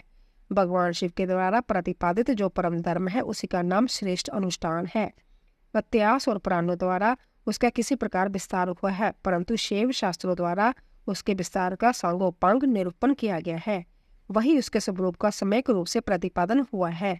साथ ही उसके संसार और अधिकार भी सम्यक रूप से विस्तार पूर्वक बताए गए। शैव आगमन 2 भेद है, श्रोत और अश्रोत। जो श्रुति के सार तत्व से संपन्न है वह श्रोत है, और जो स्वतंत्र है वह अश्रोत माना गया है। स्वतंत्र शैवागम पहले 10 प्रकार का था, फिर 18 प्रकार का हुआ। वह कायिका आदि संज्ञाओं से सिद्ध होकर सिद्धांत नाम धारण करता है। श्रुति सार में जो शैव शास्त्र है उसका विस्तार 100 करोड़ श्लोकों में किया गया है। उसी में उत्कृष्ट पाशुपत व्रत और पाशुपत ज्ञान का वर्णन किया गया है। जुग जुग में होने वाले शिष्यों को उसका उपदेश देने के लिए भगवान शिव संभव ही योग आचार्य रूप से जहाँ तहाँ अवतरित हो उसका प्रचार करते हैं। इस शैव शास्त्र को संक्षिप्त करके उसके सिद्धांत का प्रवचन करने वाले मुख्यतः 4 महर्षि है, रुरु, दधीच, अगस्त्य और महायशस्वी अभिमन्यु। उन संहिताओं का प्रवर्तक पाशुपत जानना चाहिए। उनकी संतान परंपरा में सैकड़ों हजारों गुरुजन हो चुके हैं। पाशुपत सिद्धांत में जो परम धर्म बताया गया है वह चार्य आदि 4 पादों के कारण 4 प्रकार का माना गया है। उन चारों में जो पाशुपत योग है वह दृढ़ता पूर्वक शिव का साक्षात कराने वाला है, इसीलिए पाशुपत योग ही श्रेष्ठ अनुष्ठान माना गया है। उसमें भी ब्रह्मा जी ने जो उपाय बताया है उसका वर्णन किया जाता है भगवान शिव के द्वारा। परिकल्पित जो नाम अष्टकाय योग है उसके द्वारा सहसा शैवी प्रज्ञा का उदय होता है। उस प्रज्ञा द्वारा पुरुष शीघ्र ही सुस्थिर परम ज्ञान प्राप्त कर लेता है। जिसके हृदय में वह ज्ञान प्रतिष्ठ हो जाता है, उसके ऊपर भगवान शिव प्रसन्न हो जाते हैं। उनकी कृपा प्रसाद से वह परम योग सिद्ध होता है तो शिव का अप्रोक्ष दर्शन कराता है। शिव के अप्रोक्ष ज्ञान से संसार बंधन का कारण दूर हो जाता है। इस प्रकार संसार से मुक्त हुआ पुरुष शिव के समान हो जाता है। जय ब्रह्मा जी का बताया हुआ उपाय है, उसी का पृथक वर्णन करते हैं। शिव, महेश्वर, रुद्र, विष्णु, पितामह ब्रह्मा, संसार वैद्य, सर्वज्ञ और परमात्मा, जय मुख्यतः 8 नाम है। जे 8 मुख्य नाम शिव के प्रतिपादिक है। इनमें से आदि 5 नाम क्रमशः शांतिता आदि 5 कलाओं से संबंध रखते हैं और उन 5 उपाधियों को ग्रहण करने से सदाशिव आदि के बोधक होते हैं। उपाधि की निवृत्ति होने पर वेदों को निवृत्ति हो जाती है। वह पादि ही नित्य है, किंतु उस पद पर प्रतिष्ठ होने वाले अनित्य कहे गए हैं। पदों का परिवर्तन होने पर पद वाले पुरुष मुक्त हो जाते हैं। परिवर्तन के अनंत पर पुण्य दूसरे आत्माओं को उस पद की प्राप्ति बताई गई है और उन्हीं के वे आदि 5 नाम नियत होते हैं। उपादान आदि योग से अन्य 3 नाम संसार, वेद, सर्वज्ञ और परमात्मा भी त्रिविध उपाधि का प्रतिपादन करते हुए शिव में ही अनुभूत होते हैं। अनादिमल का संसार गुण में पहले से ही नहीं है तथा वह संपदा अंतत शुद्ध स्वरूप है, इसीलिए शिव कहलाते हैं। अथवा वह ईश्वर समस्त कल्याण में गुणों के एकमात्र गणीभूत विग्रह है, इसीलिए शिव तत्व के अर्थ को जानने वाले श्रेष्ठ महात्मा उन्हें शिव कहते हैं। 23 तत्वों से परे जो प्रकृति बताई गई है, उससे भी परे 25वें तत्व के स्थान में पुरुष को बताया गया है, जिसे वेद के आदि में ओंकार रूप कहा गया है। ओंकार और पुरुष में वाच्य वाचक भाव संबंध है। उसके यथार्थ स्वरूप का ज्ञान एकमात्र वेद से ही होता है। वह ही वेदांत में प्रतिष्ठ है, किंतु वह प्रकृति से संयुक्त है। अंत उससे भी परे जो परम पुरुष है, उसका नाम महेश्वर है, क्योंकि प्रकृति और पुरुष दोनों की प्रवृत्ति उसी के अधीन है। अथवा जय जो अविनाशी त्रिगुणमय तत्व है, इसे प्रकृति समझना चाहिए। इस प्रकृति को माया कहते हैं। जय माया जिनकी शक्ति है, उन्हें मायापति का नाम महेश्वर है। महेश्वर के संबंध में जो माया अथवा प्रकृति शोभ उत्पन्न करती है, वह अनंत जय विष्णु कहे गए हैं। वह ही कलात्मा और परमात्मा आदि नामों से पुकारे जाते हैं। उन्हीं को स्थूल और सूक्ष्म रूप भी कहा गया है। दुख अथवा दुख के हेतु का नाम सत्य है। जो प्रभु उसका द्रावण करते हैं, उसे मार भगाते हैं। उन परम कारण शिव को साधु पुरुष रुद्र कहते हैं। कला काल आदि तत्वों से लेकर भूतों में पृथ्वी पर्यंत जो 36 तत्व है, उन्हीं से शरीर बनता है। उस शरीर इंद्रिय आदि में जो तंद्रा रहित हो व्यापक रूप से स्थित है, वह भगवान शिव रुद्र कहे गए हैं। जगत के पिता रूप जो मृत्यु आत्मा है, उन सबके पिता रूप में भगवान शिव विराजमान है, इसीलिए पितामह कहे गए हैं। जैसे रोगों के निदान को जानने वाला वैद्य तद अनुकूल उपाय और दवाओं से रोगों को दूर कर देता है, उसी तरह ईश्वर लय योग अधिकार से सदा जड़ मूल सहित संसार रोग की निवृत्ति करते हैं। अंत संपूर्ण तत्वों के ज्ञाता विद्वान उन्हें संसार वैद्य कहते हैं। 10 विषयों के ज्ञान के लिए 10 इंद्रियों के होते हुए भी जीव तीनों कालों में होने वाले स्थूल सूक्ष्म पदार्थों को पूर्ण रूप से नहीं जानते, क्योंकि माया ने ही उन्हें मल से आवृत कर रखा है। परंतु भगवान सदाशिव संपूर्ण विषयों के ज्ञान के साधनभूत इंद्रिय आदि के द्वारा न होने पर भी जो वस्तु जिस रूप में स्थित है, उसे उसी रूप में ठीक ठीक जानती है, इसीलिए वह सर्वज्ञ कहलाते हैं।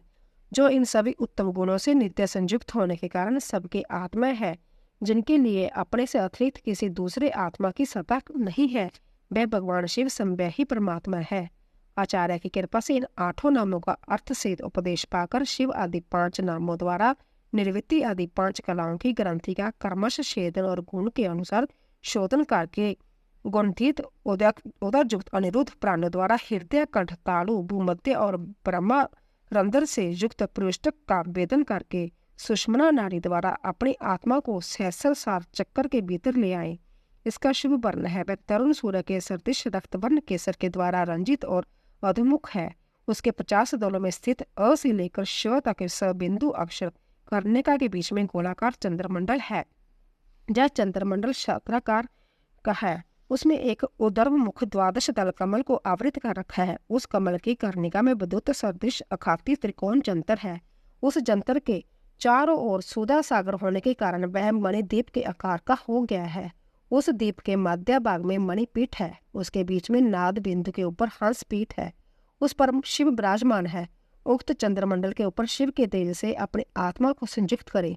इस प्रकार जीव को शिव में लीन करके शाक्त अमृत वर्षा के द्वारा अपने शरीर के अभिषिक्त होने की भावना करे। फिर अमृत में बिगड़े वाले अपनी आत्मा को ब्रहा और अंदर से उतारकर हृदय में द्वादश दल कमल के भीतर स्थित चंद्रमा से परे श्वेत कमल पर अर्धनारी ईश्वर रूप में विराजमान मनोहर आकृति वाले निर्मल देव भक्त बत्सल महादेव शंकर का चिंतन करे। उनकी अंग कांति शुद्ध स्फटिक मणि के समान उज्जवल है, वह शीतल प्रभा से युक्त और प्रसन्न है। इस प्रकार मणि मन ध्यान करके संचित हुआ मनुष्य शिव के 8 नवोदा रही बाबुमय पुष्पों से उनकी पूजा करे।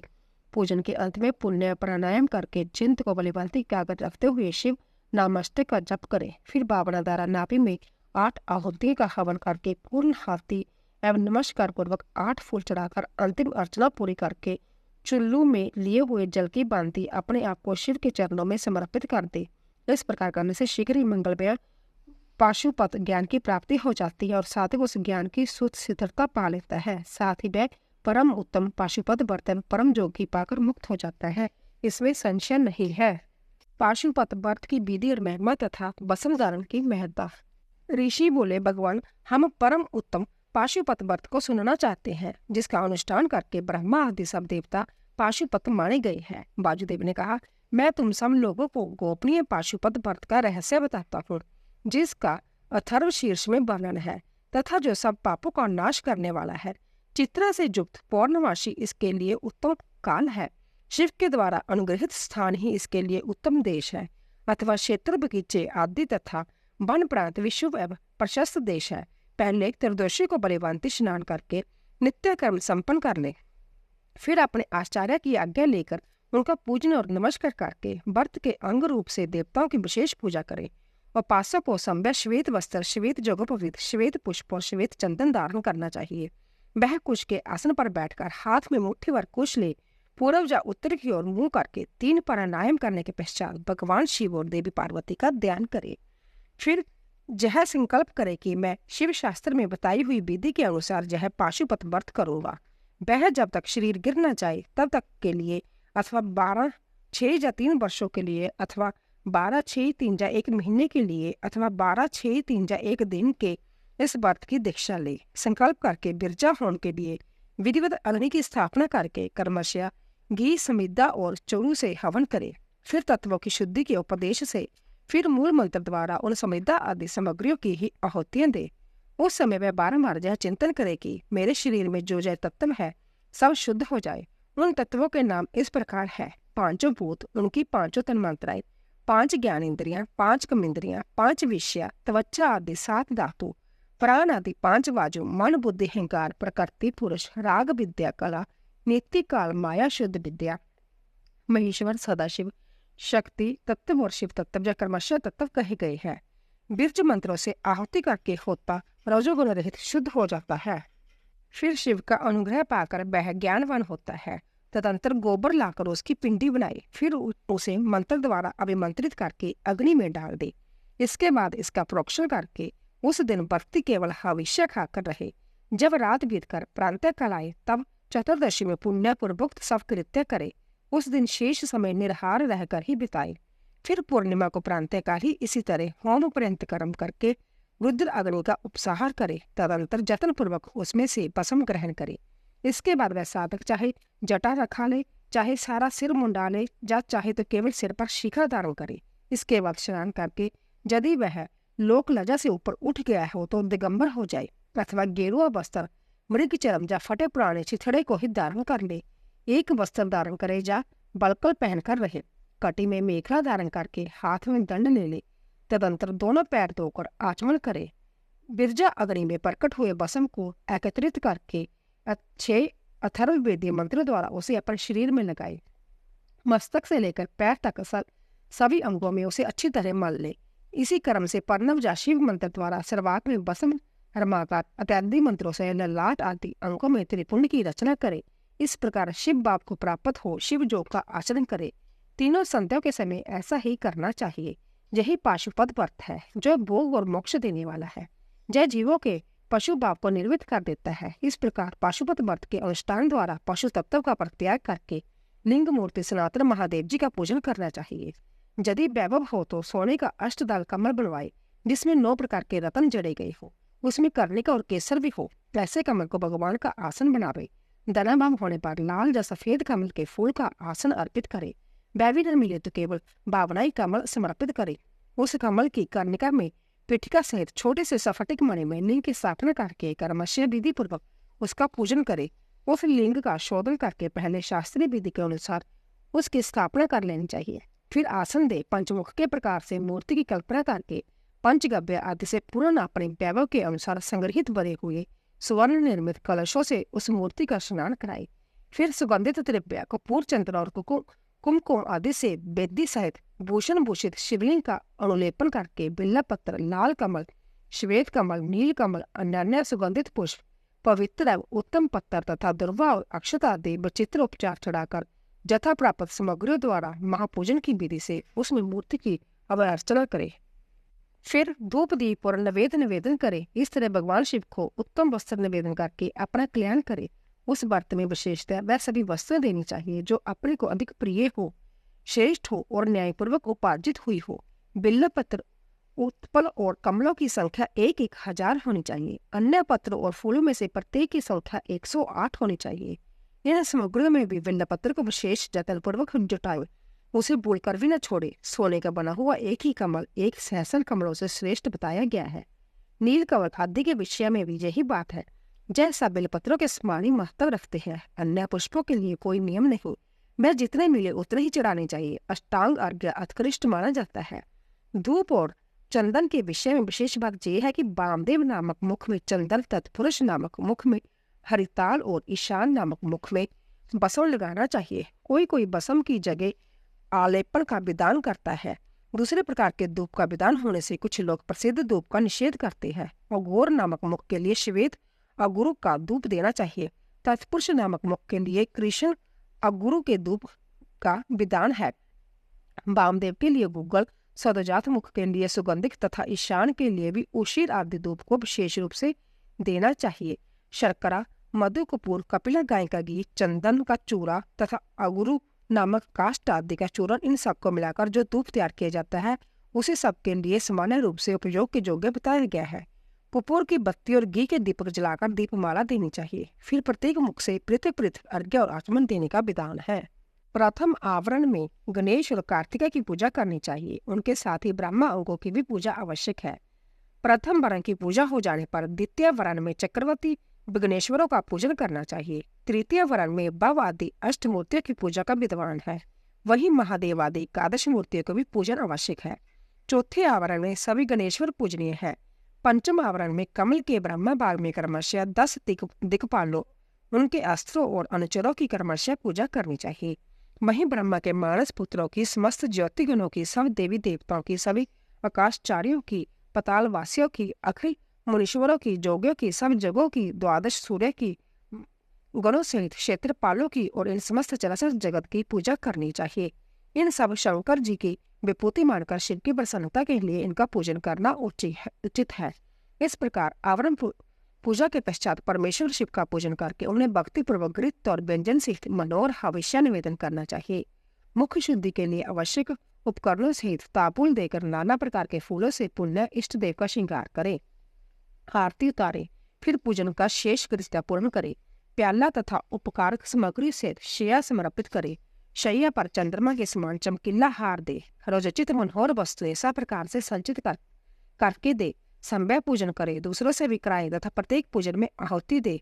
इसके बाद स्तुति, प्रार्थना और जप करके पंचाक्षरी विद्या को जपे। परिक्रमा और प्रणाम करके अपने आप को समर्पित करे। तदंतर इष्ट देव के सामने ही गुरु और ब्राह्मण की पूजा करे। इसके बाद अर्घ्य और 8 फूल देकर पूजित लिंग या मूर्ति से देवता का विसर्जन करे।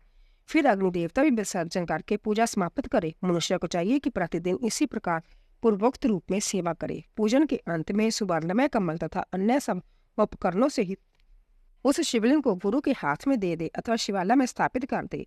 गुरुओं, ब्राह्मणों तथा विशेषतः व्रतधारियों की पूजा करके समर्थ्य हो तो भक्त ब्राह्मणों तथा दीनों और अनाथों को भी संतुष्ट करे। संभव उपवास में असमर्थ होने पर फल फूल खाकर या दूध पीकर रहे अथवा भिक्षम भोजी हो जा एक समय भोजन करे। रात को प्रतिदिन परिमित भोजन करे और पवित्र भाव से भूमि पर ही सोए। बसम पर, तृण पर अथवा चीर या मृग चरण पर शयन करे। प्रतिदिन ब्रह्मचर्य का पालन करते हुए इस व्रत का अनुष्ठान करे। यदि शक्ति हो तो रविवार के दिन आद्रा नक्षत्र में दोनों पक्षों की पूर्णिमा और अमावस्या को, अष्टमी को तथा चतुर्दशी को उपवास करे। मनमानी और क्रिया द्वारा संपूर्ण प्रयत्न से पाखंडी पतित रजस्वला स्त्री सूतक में पड़े हुए लोग तथा अंतित आदि के संपर्क का त्याग करे।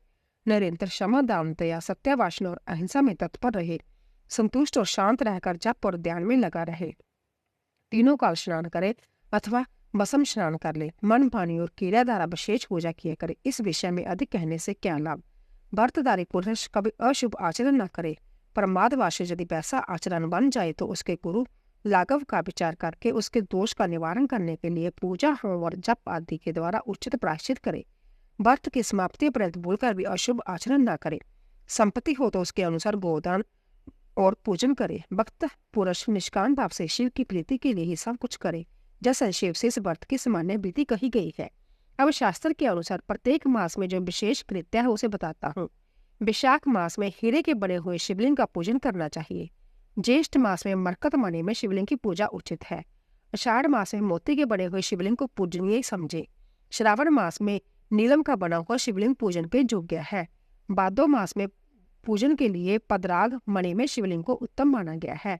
आश्विन मास में गौमेद मणि के बने हुए लिंग को उत्तम समझे। कार्तिक मास में मूंगे के और मार्गशीर्ष मास में वैद्य मणि बने हुए लिंग की पूजा करें। पौ मास में पुखराज मणि के तथा माघ मास में सूर्यकांत मणि के लिंग का पूजन करना चाहिए। फाल्गुन मास में चंद्रकांत मणि और चैत्र में सूर्यकांत मणि बने हुए लिंग के पूजन की विधि है। अथवा रत्नों न मिलने पर सभी मासों में स्वर्णमय लिंग का ही पूजन करना चाहिए। स्वर्ण के अभाव में चांदी, तांबे, पत्थर, मिट्टी, लाजा और किसी वस्तु को जो सुलभ हो लिंग बना लेना चाहिए। अथवा अपनी रुचि के अनुसार स्वर गंधमय लिंग का निर्माण करें। व्रत की समाप्ति के समय नित्यक्रम पूर्ण करके पूर्ववत विशेष पूजा और हवन करने के पश्चात आचार्य का तथा विशेषता भक्ति ब्राह्मण का पूजन करे। फिर आचार्य की आज्ञा ले पूर्व या उत्तर की ओर मुंह करके कुछ आसन पर बैठ जाए। हाथ में कुछ ले प्राणायाम करके सांबे सदा शिवा का ध्यान करते हुए यथाशक्ति मूल मंत्र का जप करे। फिर पूर्ववत आज्ञा ले हाथ जोड़ नमस्कार करे और भगवान से कहे, अब मैं आपकी आज्ञा से इस व्रत का उत्सर्ग कर रहा हूँ। ऐसा कहकर शिवलिंग के मूल भाग में उत्तर दिशा की ओर कुशों का त्याग करे। तदंतर दंड, चीर, जटा और मेखला को भी त्याग दे। इसके बाद फिर विधि पूर्वक आचमन करके पंचराक्षर मंत्र का जप करे। जो अत्यंतिक दीक्षा ग्रहण करके अपने शरीर का अंत होने तक शांत भाव से इस व्रत का अनुष्ठान करता है वह नैष्टिक व्रती कहा गया है। उसे सब आश्रमों से ऊपर उठा हुआ महापाशुपत जानना चाहिए। वही तपस्वी पुरुषों में श्रेष्ठ है और वही महान व्रतधारी है। जो 12 दिनों तक प्रतिदिन विधि पूर्वक इस व्रत का अनुष्ठान करता है वह भी नैष्टिक के ही तुल्य है, क्योंकि उसने तीव्र व्रत का आश्रय लिया है। जो अपने शरीर में घी लगाकर व्रत के सभी नियमों के पालन में तत्पर हो 2-3 या एक दिन भी इस व्रत का अनुष्ठान करता है वह भी कोई नैष्टिक ही है। जो निष्काम होकर अपना परम कर्तव्य मानकर अपने आप को शिव के चरणों में समर्पित करके इस उत्तम व्रत का सदा अनुष्ठान करता है उसके समान कहीं कोई नहीं। विद्वान ब्राह्मण भस्म लगाकर महापातक जनित अंत दारुण पापों से भी तत्काल छूट जाता है, इसमें संशय नहीं। रुद्र अग्नि का जो सबसे उत्तम बल है वही भस्म कहा गया है। अंत जो सभी समयों में भस्म लगाई रहता है वह वीर्यवान माना गया है। भस्म में निष्ठा रखने वाले पुरुष के सारे दोष उस भस्म अग्नि के संजोग से दग्ध होकर नष्ट हो जाते हैं। जिसका शरीर भस्म स्नान से विशुद्ध है वह भस्मनिष्ठ कहा गया है। जिसके सारे अंगों में भस्म लगा हुआ है, जो भस्म से प्रकाशमान है, जिसने भस्म में त्रिपुंड लगा रखा है तथा जो भस्म से स्नान करता है वह भस्मनिष्ठ माना गया है। भूत प्रेत पिशाच तथा अंत दुस्सह रोग भी भस्मनिष्ठ के निकट से दूर भागते हैं, इसमें संशय नहीं। वह शरीर को बासित करता है, इसीलिए बसित कहा गया है तथा पापों का भक्षण करने के कारण उसका नाम भस्म है। ऐश्वर्य भूति कारण होने से उसे भूति या विभूति भी कहते हैं। विभूति रक्षा करने वाली है, अंत्य उसका एक नाम रक्षा भी है। भस्म के महात्म्य को लेकर जहाँ और क्या कहा जाए, भस्म से स्नान करने वाला व्रती पुरुष साक्षात महेश्वर देव कहा गया है। यह परमेश्वर रुद्र अग्नि संबंधी भस्म शिव भक्तों के लिए बड़ा भारी अस्त्र है, क्योंकि उसने दौम्य मुनि के बड़े भाई अभिमन्यु के तप में आई हुई आपत्तियों का निवारण किया था। इसीलिए सर्वथा प्रयत्न करके पाशुपत व्रत का अनुष्ठान करने के पश्चात हवन संबंधी भस्म का दंड के समान संग्रह करके सदा भस्म स्नान में तत्पर रहना चाहिए। बालक अभिमन्यु की दूध के लिए दुखी देख माता का उसे शिव की आराधना के लिए प्रेरित करना तथा उपमन्यु की तीव्र तपस्या। ऋषि ने पूछा, प्रभु, दौम्य के बड़े भाई अपमन्यु जब छोटे बालक थे तब उन्होंने दूध के लिए तपस्या की थी और भगवान शिव ने प्रसन्न होकर उन्हें क्षीर सागर प्रदान किया था। परंतु शाश्वत अवस्था में उन्हें शिव शास्त्र के प्रवचन की शक्ति कैसे प्राप्त हुई, अथवा वे कैसे शिव के सत स्वरूप जानकर तपस्या में निरत हुए। तप शस्त्रन के पर्व में उन्हें बसंत के विज्ञान की प्राप्ति कैसे हुई, जिससे जो रुद्र अग्नि का उत्तम वीर्य है उस आत्मरक्ष बसंत को उन्होंने प्राप्त किया। वाजुदेव ने कहा, महर्षियों, जिन्होंने वह तप किया था वह उपमन्यु कोई साधारण बालक नहीं था, परम बुद्धिमान मुनिवर व्यार्गपाद के पुत्र थे। उन्हें जन्म जमांतर ही सिद्धि प्राप्त हो चुकी थी, परंतु किसी कारणवश वह अपने पद से च्युत हो गए थे। जोग भ्रष्ट हो गया था। अंत्य भाग्यवश जन्म लेकर वह मुनि कुमार हुए। एक समय की बात है, अपने मामा के आश्रम में उन्हें पीने के लिए बहुत थोड़ा दूध मिला। उनके मामा का बेटा अपनी इच्छा के अनुसार गरम गरम उत्तम दूध पीकर उनके सामने खड़ा था।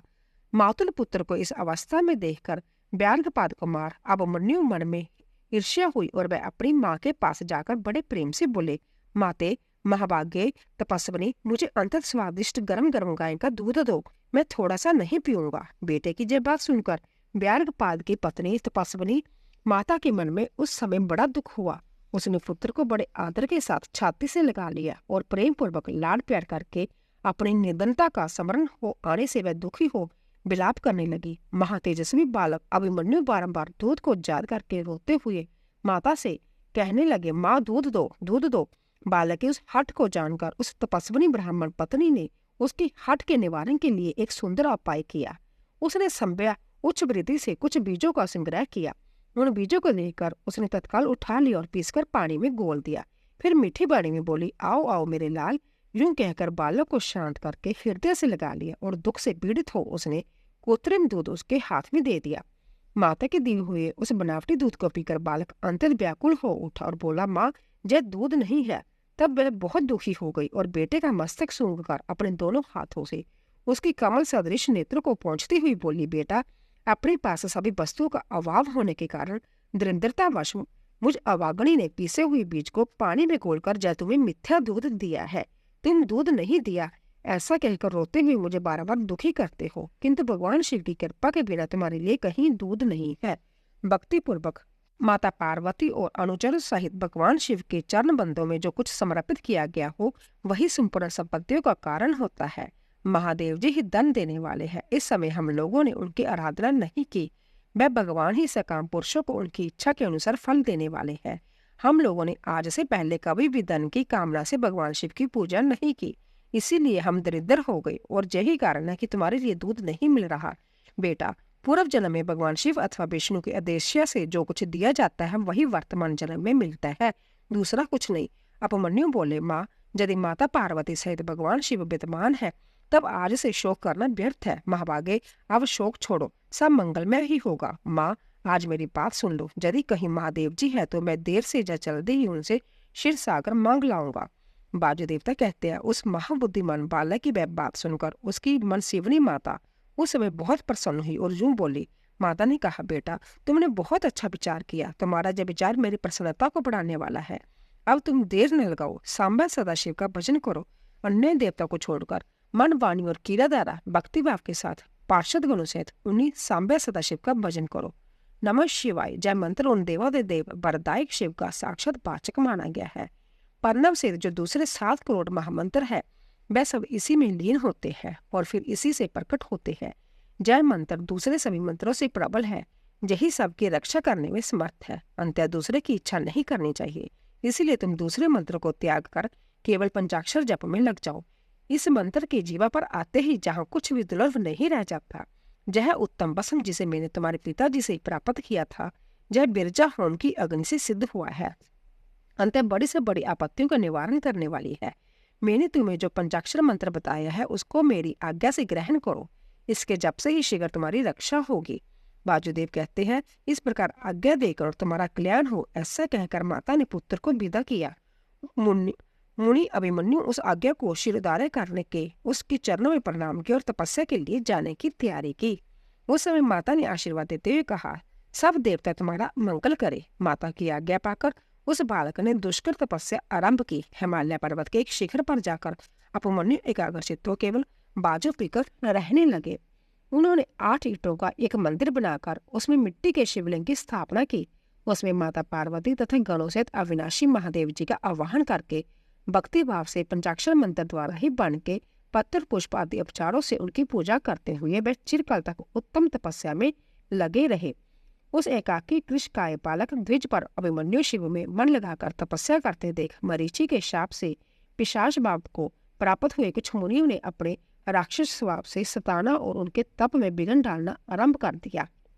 उनके द्वारा सताए जाने पर अभिमन्यु किसी प्रकार तप में लगे रहे और सदा नमः शिवाय का आर्तनाद की भांति जोर जोर से उच्चारण करते रहे। उस शब्द को सुनते ही उनकी तपस्या में विघ्न डालने वाले वह मुनि उस बालक को स्थाना छोड़कर उसकी सेवा करने लगे। ब्राह्मण बालक महात्मा अभिमन्यु की उस तपस्या से संपूर्ण चराचर जगत प्रदीप्त अब संतप्त हो उठा। तदंतर भगवान विष्णु के अनुरोध करने पर श्री शिवजी ने पहले इंद्र का रूप धारण करके अभिमन्यु के पास जाने का विचार किया। फिर श्वेत ऐरावत पर आरूढ़ हो संभ्य देवराज इंद्र का शरीर ग्रहण करके भगवान सदाशिव देवता असुर सिद्ध तथा बड़े बड़े नागों के साथ अभिमन्यु मुनि के तपोवन की ओर चले। उस समय वह ऐरावत दाई सूंड में चवर लेकर शशि सहित दिव्य रूप वाले देवराज इंद्र को हवा कर रहा था और बाई सूंड में श्वेत छत्र लेकर उन पर लगाए चला जा रहा था। इंद्र का रूप धारण किए उमा सहित भगवान सदाशिव उस श्वेत छत्र से उसी तरह से शोभित हो रहे थे जैसे उदित हुए पूर्ण चंद्रमंडल से मंदराचल शोभामान होता है। इस तरह इंद्र के स्वरूप का आश्रय ले परमेश्वर शिव अभिमन्यु के उस आश्रम पर अपने उस भक्त पर अनुग्रह करने के लिए जा पहुंचे। इंद्र रूपधारी परमेश्वर शिव को आए देख मुनियों में श्रेष्ठ अभिमन्यु मुनि ने मस्तक झुकाकर प्रणाम किया और इस प्रकार कहा, देवेश्वर जगन्नाथ भगवान देव शिरोमणि आप संभ्य जहां पधारे, इससे मेरा जय आश्रम पवित्र हो गया। इंद्र रूपधारी शिव बोले, उत्तम व्रत का पालन करने वाले दौम्य के बड़े भैया महामुनि अभिमन्यु, मैं तुम्हारी इस तपस्या से बहुत संतुष्ट हूँ। तुम वर मांगो, मैं तुम्हें संपूर्ण अविष्ट वस्तुएं प्रदान करूंगा। बाजू देवता कहते हैं, उन इंद्रदेव के ऐसा कहने पर उस समय मुनि प्रवर अभिमन्यु हाथ जोड़कर कहा, भगवान मैं भगवान शिव की भक्ति मांगता हूँ। जय सुनकर इंद्र ने कहा, क्या तुम मुझे नहीं जानते? मैं समस्त देवताओं का पालक और तीनों लोगों का अधिपति इंद्र हूँ। सब देवता मुझे नमस्कार करते हैं। ब्रह्म ऋषि मेरे भक्त हो जाओ, सदा मेरी ही पूजा करो, तुम्हारा कल्याण हो। मैं तुम्हें सब कुछ दूंगा। निर्गुण रुद्र को त्याग दो, उस निर्गुण रुद्र से तुम्हारा कौन सा कार्य सिद्ध होगा जो देवताओं की पंक्ति से बाहर होकर पिशाच भाव को प्राप्त हो गए हैं।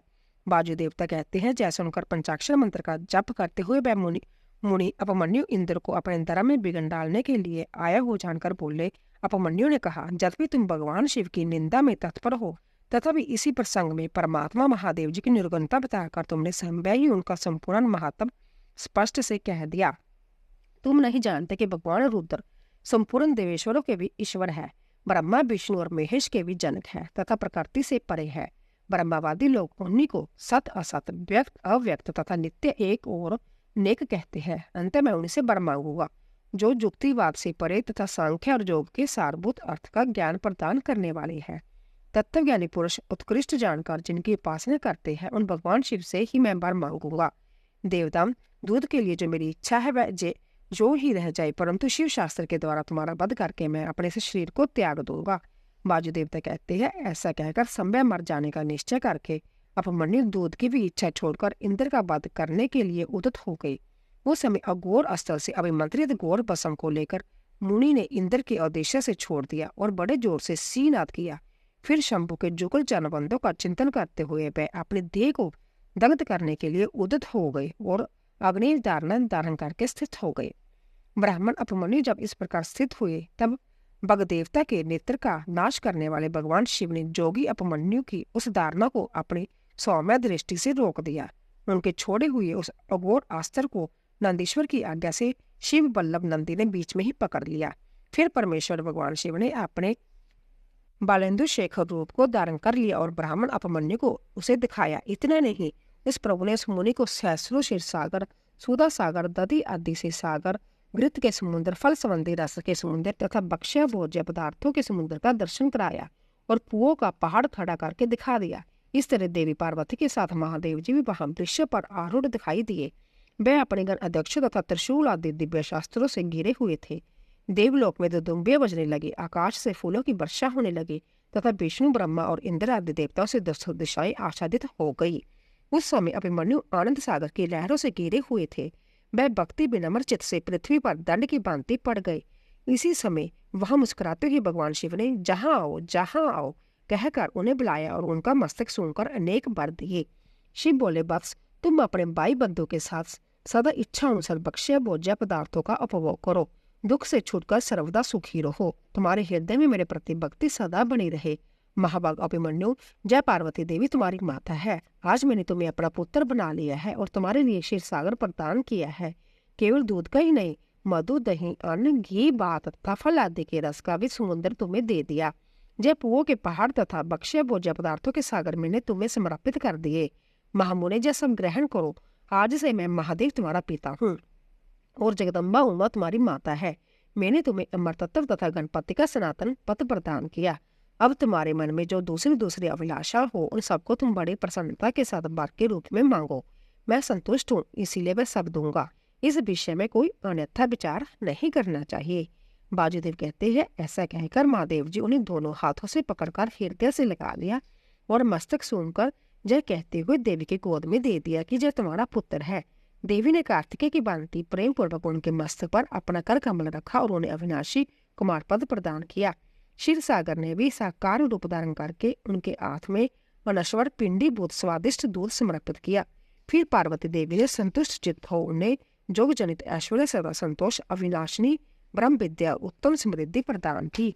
तदंतर उनके तपों में तेज के देखकर प्रसन्नचित हुए शंभु ने अभिमन्यु मुनि को पुण्य दिव्य प्रदान दिया। पाशुपत व्रत, पाशुपत ज्ञान, तात्विक व्रत जो तथा चिरकाल तक उसके प्रवचन की परम पटुता उन्हें प्रदान की। भगवान शिव और शिवा से दिव्य व्रत तथा नित्य कुमार तत्व पाकर वह प्रमोदित हो उठे। इसके बाद प्रसन्नचित हो प्रणाम करके हाथ जोड़ ब्राह्मण उपमन्यु ने देवादिदेव महेश्वर से जय वर मांगा। उपमन्यु बोले, देवेश्वर प्रसन्न होइए, परमेश्वर प्रसन्न होइए और मुझे अपनी परम दिव्य अवैचारणी भक्ति दीजिए। महादेव, मेरे जो अपने सगे संबंधी है उनमें मेरी सदा श्रद्धा बनी रहने का वर दीजिए। साथ ही अपना दास तत्व, उत्कृष्ट स्नेह और नित्य समप्य प्रदान कीजिए। ऐसा कहकर प्रसन्न चित्त हुए द्विज श्रेष्ठ अभिमन्यु ने हर्ष गदगद वाणी द्वारा महादेव जी का स्तवन किया। अभिमन्यु बोले, देवादिदेव महादेव, शरणागत वत्सल, करुणा सिंधु, सांबे सदाशिव, आप सदा मुझ पर प्रसन्न हुए। बाजूदेव कहते हैं, उनके ऐसा कहने पर सबको वर देने वाले प्रसन्न आत्मा महादेव ने मुनिवर अभिमन्यु को इस प्रकार उत्तर दिया। शिव बोले, वत्स अभिमन्यु, मैं तुम पर संतुष्ट हूँ, इसीलिए मैंने तुम्हें सब कुछ दे दिया। ब्रह्मा ऋषि, तुम मेरे साथ दृढ़ भक्त हो, क्योंकि इस विषय में मैंने तुम्हारी परीक्षा ली है। तुम अजर, अमर, दुख रहित, जशस्वी, तेजस्वी और दिव्य ज्ञान से संपन्न हो। द्विज श्रेष्ठ, तुम्हारे बंधु बांधव, कुल तथा गोत्र सदा अक्षय रहेंगे। मेरे प्रति तुम्हारी भक्ति सदा बनी रहेगी। मैं तुम्हारे आश्रम में नित्य निवास करूंगा। तुम मेरे पास आनंद विचरोगे। ऐसा कहकर अभिमन्यु को अविष्ट वर दे करोड़ों सूर्य के समान तेजस्वी भगवान महेश्वर वही अंतर्धान हो गए। उन श्रेष्ठ परमेश्वर से उत्तम वर पाकर अभिमन्यु हृदय से प्रसन्नता से खिल उठा। उन्हें बहुत सुख मिला और वह अपनी जन्मदायिनी माता के स्थान पर चले गए। बोले शिव शंकर भगवान की जय। तो दोस्तों, इसी तरह वायव्य संहिता पूर्वखंड संपूर्ण हुआ। कल की कथा में हम वायव्य संहिता उत्तरखंड का श्रवण करेंगे। तो दोस्तों, कथा सुनने वाले प्लीज जाने से पहले कमेंट बॉक्स में ओम नमः शिवाय, हर हर महादेव अवश्य लिखें। दोस्तों, भादो मास शुरू होने वाला है। हम उसमें इसी चैनल में श्री रामचरितमानस ग्रंथ की कथा का श्रवण करेंगे। कृपया श्री राम जी का चरित्र और उनकी निम्न कथाएं सुनने की कृपा करें और पुण्य फल के प्राप्ति करें। आप सभी का धन्यवाद।